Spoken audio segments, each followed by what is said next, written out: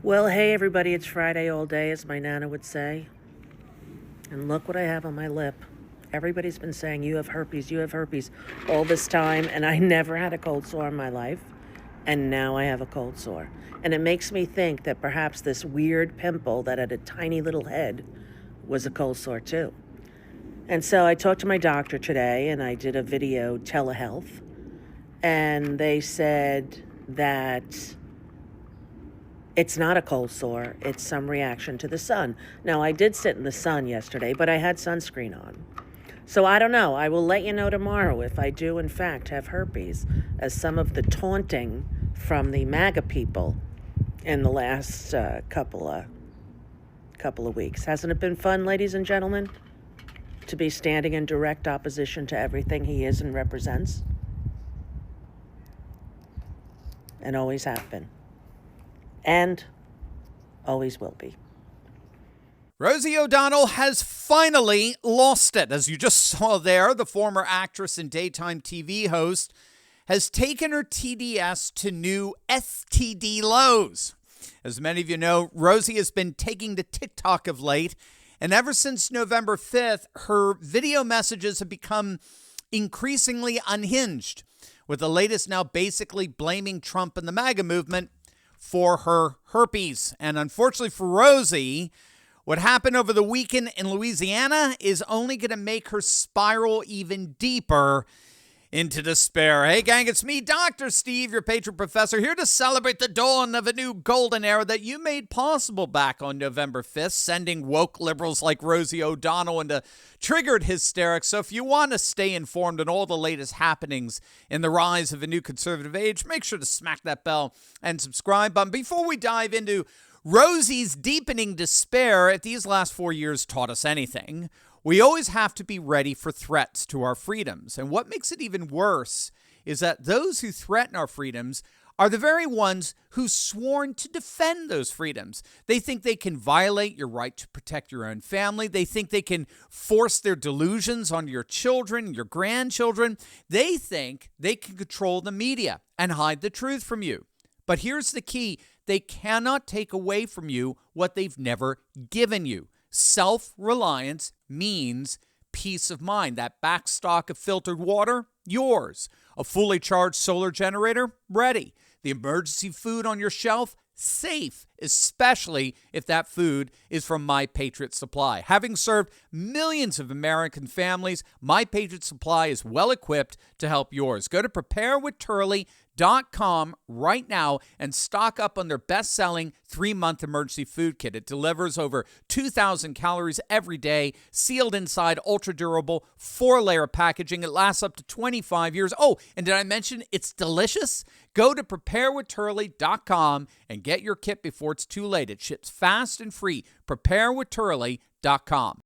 What you just saw there was, as I noted, yet the latest bizarre rant coming from the radically anti-Trump, anti-MAGA fanatic Rosie O'Donnell. Now, I want to say up front, I take no glee in watching someone, emotionally crumble like this. I do think that Rosie has become a kind of lived out cautionary tale for the kind of fall that happens when hatred, loathing, and abhorrence become all-consuming. Things started to decline for Rosie several years back in 2007, when she had that much publicized explosive spat with her co-host Elizabeth Hasselbeck on The View. Please, let's have a conversation. You know why I don't want to do this, Joy? No, let me tell you why I don't want to do it. Because here's how it gets spun in the media. Rosie, big, fat, lesbian, loud Rosie, attacks innocent, pure Christian Elizabeth. Yeah, and I'm not doing it for the rest of the show. I'm not doing it. I haven't heard that line. Listen, I think that's unfair. You should watch some of the shows that, you don't watch. All of them. You accused me of watching all of those shows yesterday. I'm okay arguing with Elizabeth. You're just as sensitive when I'm hurt as I am when you were. Yes. Every time you've been hurt, did I reach out to you? Personal. Yeah, that was an on-air spat that basically, it was the beginning of the end for Rosie when all said and done. She ended up departing from The View a few years after that.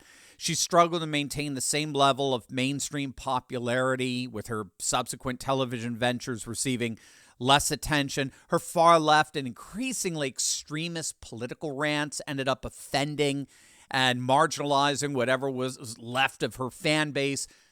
But nothing prepared anyone for how infected she would eventually get with Trump derangement syndrome. We're in for one hell of a ride with him at the helm and no immunity guardrails. And how about we get rid of the Electoral College? Does that, anybody like that? Anyone? I'm not so sure anymore. It's a popular vote. That's what we need to do. Who gets the most votes wins. One vote, one person. No racist math in the equation. Can you even imagine how she reacted when she eventually found out that Trump actually won the popular vote? I mean, again, we're clearly not dealing with a full deck here, okay? Back in the summer, she was spreading the conspiracy theory that Trump didn't get shot in Butler, Pennsylvania. I mean, again, yeah, you have to have reached absurd levels of TDS to even remotely go there. And she did. And now she's even claiming to be suffering from PTSD. I miss so many things. I have to say, I really do. I miss so many things. I'm reading books. I'm feeding squirrels. I'm trying not to think the world's problems are something that I need to personally solve. Narcissistic, who's to say? But there's definitely a PTSD response for me, you know, when crises of the nation happen, and there have been a bunch in my lifetime, starting with the Vietnam War, when I was a little kid and I would be eating dinner and see the violence on the TV and cry, and my father would send me to my room and say, you're not allowed to watch the news anymore. And you know what? I'm not allowed to watch the news anymore now either, because it is just too much. Here's a squirrel. Hold, please. I'm going to show you the feeding thing. So we got PTSD, we got TDS, and we got STDs all wrapped up into this colossal collapse. Again, I reiterate, I take no pleasure in Rosie's fall. I do think it is a cautionary tale. You know, there is an old adage, forgiveness is for the forgiver. Forgiveness is for the forgiver. The first victim of hate is the hater. For whatever reason, Rosie has allowed herself to get infected with TDS, Trump derangement syndrome. She's gotten intoxicated with hatred over all things Trump. And what did it end up doing? It only ended up destroying her. It only ended up with Rosie fabricating a cocoon of fallacious and deceitful lies and distortions that in the end only end up contributing to her own emotional degeneration. You know, Elon Musk has often noted that wokeness is incessantly divisive, exclusionary, and hateful. Wokeness is divisive, exclusionary, and hateful. And so the problem with those infected with wokeness is inevitably their hatred only ends up undermining and destroying themselves. Yes, they can cause a lot of societal and cultural and political damage, no question. But in the end, the hatred entailed in wokeness ultimately ends up tearing the woke apart. That may, in fact, explain what happened in Louisiana over the weekend. Did you see this? In the Baton Rouge mayoral race, a Republican political rookie and high school football coach just defeated a powerful Democrat incumbent in one of Louisiana's most reliably blue parishes. Sid Edwards, a Republican, beat the Democrat Mayor Sharon Western Broome in a stunning political upset over the weekend. It was nothing less than a 21-point swing to the right in Baton Rouge. This happened just weeks after Kamala Harris won this deep blue parish by double digits. But it does appear that the rightward shift that we've been seeing among all 50 states is continuing, And it's happening even in cities and urban areas like Baton Rouge, actually, especially so.